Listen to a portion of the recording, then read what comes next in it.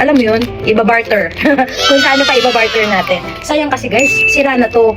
2 piraso, naputol na siya. What's up mga ka-eksena? For today's vlog tayo ay pupunta sa pamilihan ng mga gold. Wow! Diba? Yes! Gagala ko kayo doon at doon ako usually bumibili ng gold. May suki ako doon na lagi ko talagang pinupuntahan pag bumibili ako ng gold. At saka samahan nyo akong mangburaot doon. Manghihingi tayo ng discount. Discount. As in capital D, discount. Ganon. Pero hindi pala. Baka mapabili na rin ako. So, papayos natin yung aking nasirang mga gold na singsing. Tapos, titignan natin kung anong meron pa sila na mga bagong collections na mga golds. Diba? Let's go! Ayun guys, magsusuot muna tayo ng ating super shoes. Diba? Para syempre makalis na tayo. Woo! Tsaka hindi tayo ngayon mag-u-Uber. Kasi bakit? Mahal ang pamasahe. Nagtitipid tayo. So, titignan natin kung ano yung available. Siguro magbabas at magte-trend tayo papunta sa Souk. Kaya, let's go! Let's gala time! Actually guys, hindi naman gala. Pero matagal ko na talagang pinag-isipan to. Na pumunta talaga doon. Kasi sayang naman yung mga sirang gold natin na papabayaan lang natin tsaka hindi natin naayos, diba?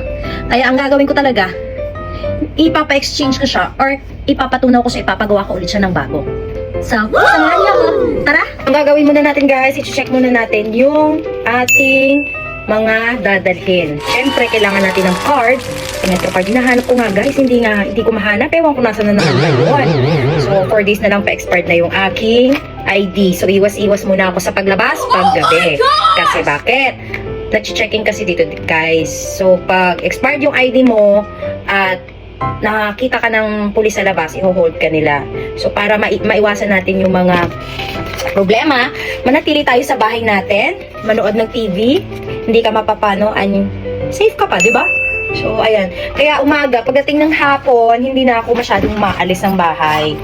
Kasi, nag-iiwas ako sa alam mo yun, mga eksena sa labas. Ayan, mga pulis-pulis na yan. Ayoko sumakit yung ulo ko, hindi ko mahanap yung card ko sa metro. So, saglit lang guys, hahanapin muna natin. Kasi hindi tayo pwedeng umalis ng malayon. Wala tayong pambayad sa tren.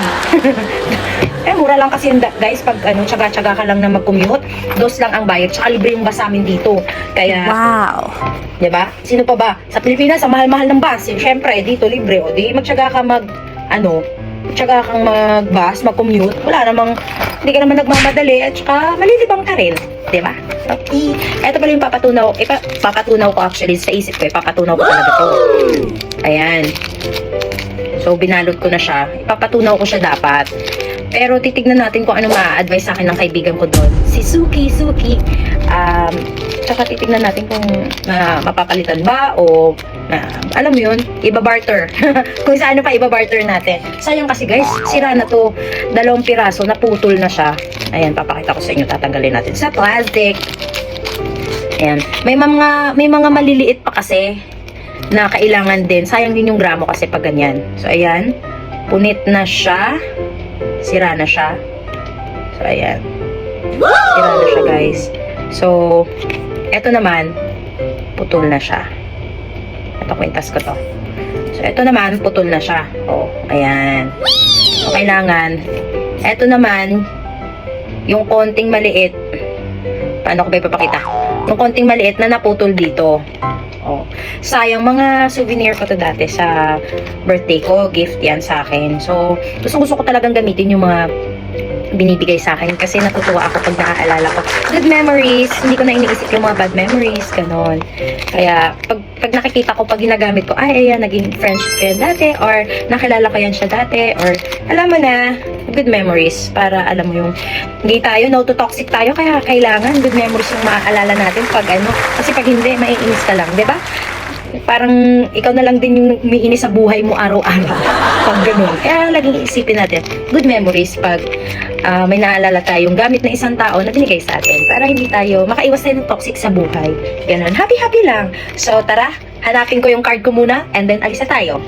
Finally, nakita ko na guys yung card na ginagamit namin sa metro tsaka sa bus. Itatap mo lang to, tsaka libre na yung bus. Tapos yung sa metro naman, 2 lang ang bayad every magta-travel ka papunta, pabalik, every time na papasok ka sa metro, dos lang ang bayad nito. So, ang pinakababa na load mo yata dito ay pwede 10, 20 hanggang sa pataas na. So, ayan, aalis na tayo. So, dito pala guys, may titignan tayong application. Dito natin makikita kung malapit na yung bus.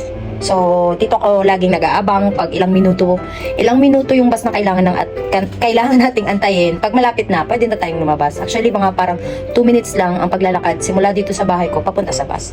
Kaya titignan natin kung ilang minuto muna yung aantayin natin bago dumating yung bus na doon sa antayan para makasakay na tayo. Nagugutom na naman ako guys. Hindi pa nga ako maabot sa pupuntahan. Nagugutom na naman ako.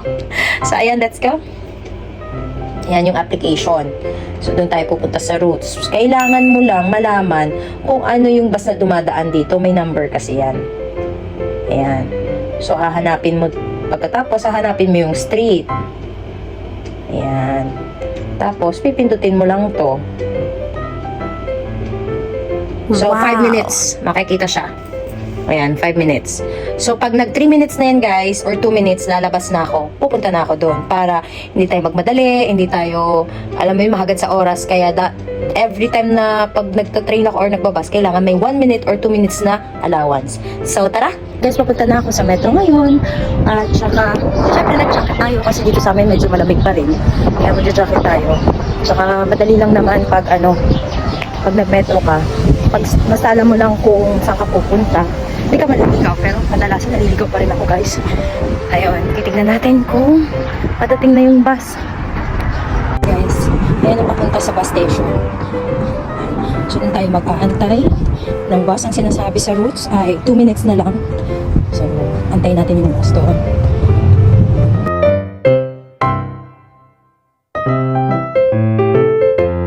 Dito na ako ngayon sa bus station. Aantayin na lang natin yung bus na dumating. Mahangin ngayon guys. Ayan.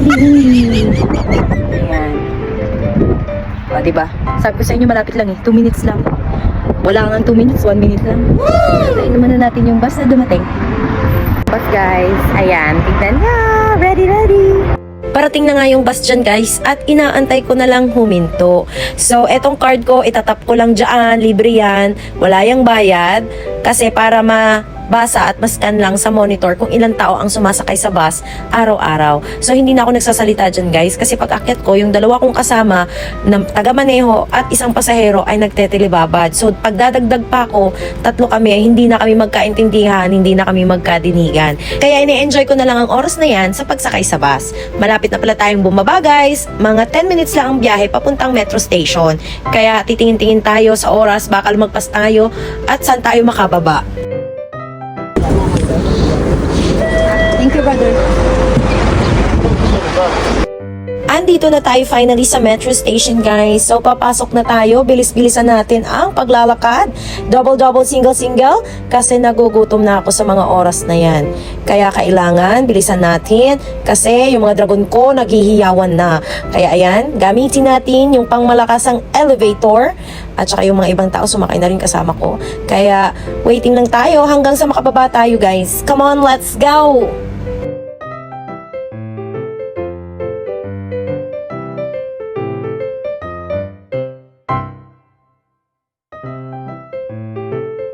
Ayan guys, naglalakad na ako papunta sa train at lagi akong nagbabasa ng mga nakasulat sa wall kung saan papunta yung papuntang train kasi lagi nga akong naliligaw guys. Wala kasi akong tradisyon sa pagbabasa. Hindi ko nakahiligan. Ganon. So dito tatap lang natin yung ating card at dito pala may bayad na every travel mo 2 real ang per travel. So ayan, gamitin natin yung pangmalakas ng elevator nila kasi sayang naman. O diba? Baba na tayo guys and papunta na tayo sa train. Paglabas mo ng elevator makikita mo yung dalawang mapa. Yan yung mga guide mo guys para hindi ka maligaw at saka saan ka papunta, saan ang final destination mo. Magtatanong tayo kasi parang naliligaw na. So ayan, maghahanap tayo ng tatanungan.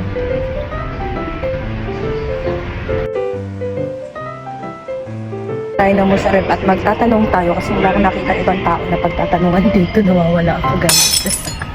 Matagal ko na dito naliligaw pa rin ako. Nandito na ako sa train.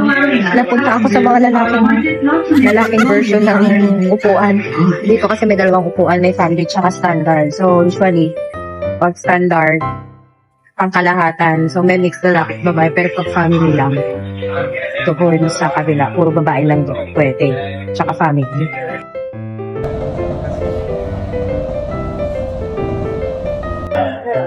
You coming here for vacation? No, we just moved here. Ah, you just moved here. Napag-isipan ko guys na bababa muna ako ng kabilang station kasi magtatanong ako.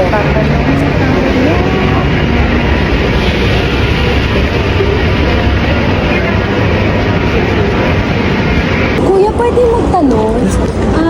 Papuntang Kabila po, baba.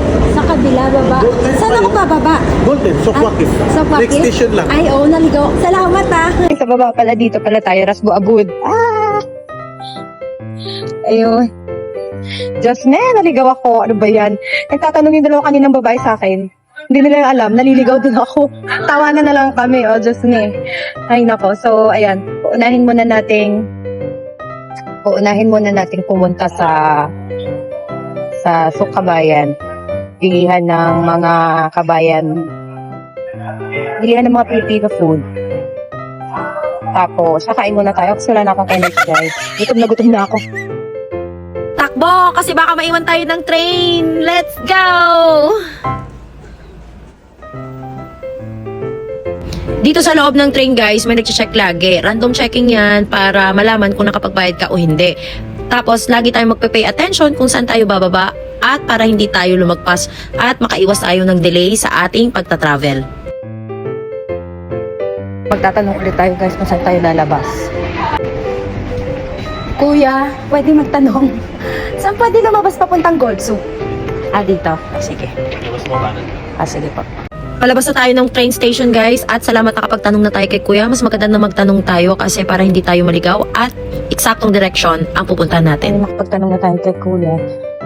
At sabi niya paglabas daw kanan. Kanina takbo-takbo ako guys kasi alam niyo, baka maiwan tayo ng tren. Ilang minuto na naman ang aantay natin papunta ang isang tren. Ano ba? Ilang minuto na naman ulit ang aantay natin pagdating ng isang tren. Kaya tumakbo na ako kanina. Tumatakbo din yung Amerikano, kaya tumakbo na rin ako. So, ayan, nandito na tayo sa Sok. Kakain muna tayo.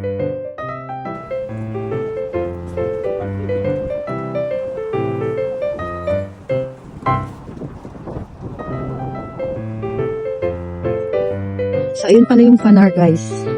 Doon pag mag-aaral ka ng Muslim, ayan, diyan ka pupunta. Diyan ka magpaparehistro. So, ito naman malaking mosque dito.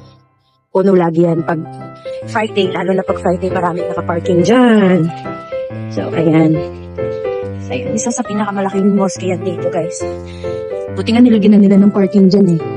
Kasi para, magamit ng mga tao natin. Wala, bakanting lote lang yan, hindi nila inayos.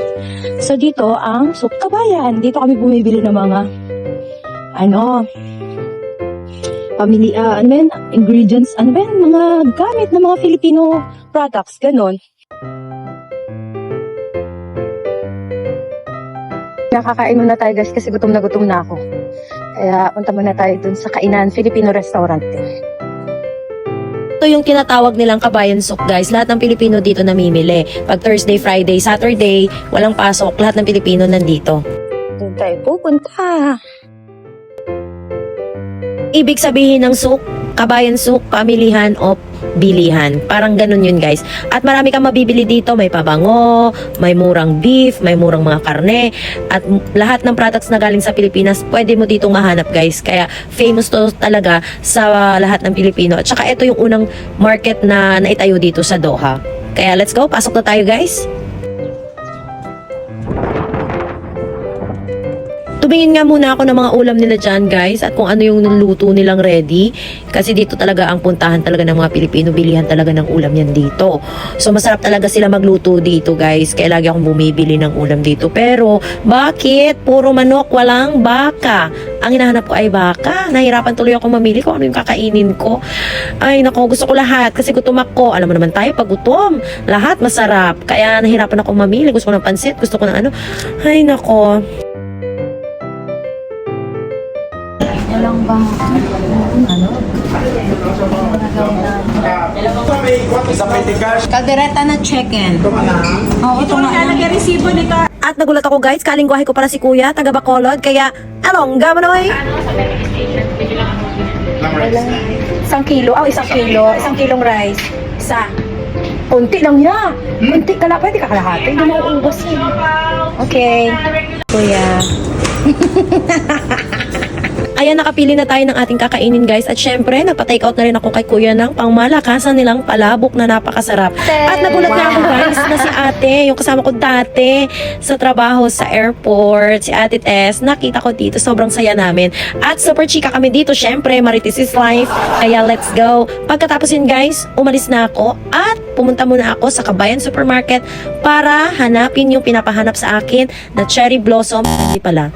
Banana blossom na pinapahanap sa akin ni Ate Lisa. Kaya, let's go, hanapin natin kung saan ako makakahanap. Sana makita ko dito at sana meron pa.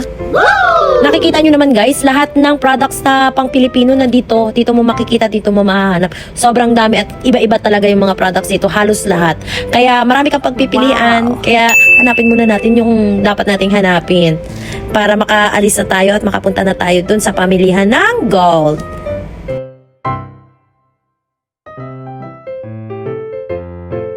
Hanap tayo ng banana blossom para kay ate. Ayun. Nakita ko na.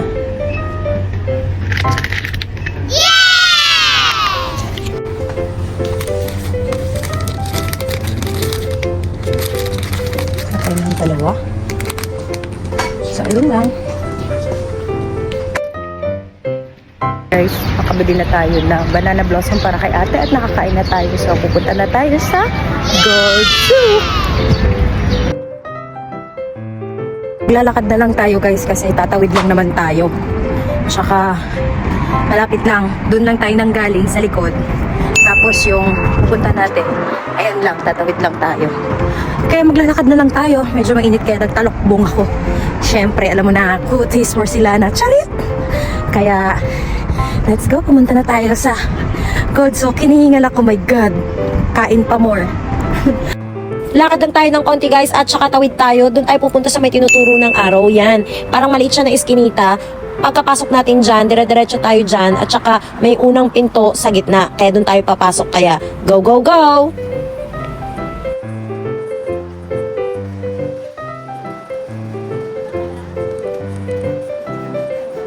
Malapit na tayo, guys, sa pinto na sinasabi ko. Ito ang pinto sa gitna. Dito tayo papasok at dire-diretso lang tayo, guys, kasi dalawa yung shop nila dito. Ito yung isa nilang shop na nasa gitna, pero nandun kasi sa kabila yung kakilala ko tsaka yung mga suki ko. Ayun, sa gitna, Aisha Jewelry. Ayan, dyan ako lagi bumibili, guys, ng mga aking alahazan, jarot, mga alahas. Tsaka, kung sino nagpapabili sa akin, ayan, dyan ako laging bumibili. So, napakarami nilang mapagpilian na iba't ibang design at napakamura dito, guys. Bibigyan kayo nila din ng napakalaking diskwento. Banggitin mo lang ang aking pangalan na friendship kita at bibigyan nila ikaw ng pinakamalaking diskwento na kaya nilang ibigay. Ayun. So, marami silang set ng mga jewelries dito. Pwedeng pang gift at saka pang anniversary gift, special gift. Sinong gusto mong regaluhan, kaya pwede kang bumili dito. So, ayan na nga yung na-barter ko na ginto. So, pinalitan nila ni Kuya ng 2 ginto na singsing din. At ayan, ang babait nga ng staff nila dyan. Kakilala ko yan sila lahat. So, salamat sa kanila ni Kuya at in-entertain nila ako na maigi. So, ayan ang 2 singsing ko, guys, na nabili. Excited na nga ako, guys, na suotin yung 2 singsing ko kasi minsan lang ako bumili para sa sarili ko. Wala naman iba kasing bumibili para sa akin. Kaya tayo na lang magre-regalo sa ating sarili. So, ayan ang dalawang singsing ko na napili at sinuot ko na sila kaagad. Syempre, papakita ko sa mga kamarites na may mga bago akong singsing para mainggit sila lalo, o, di ba?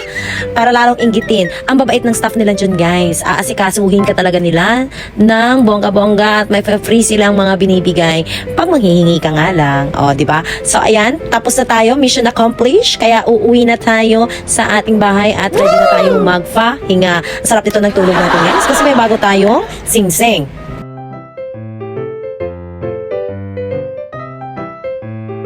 Guys, nakabili na tayo ng gold. At napapalitan na natin yung ating gold. Kaya uuwi na tayo.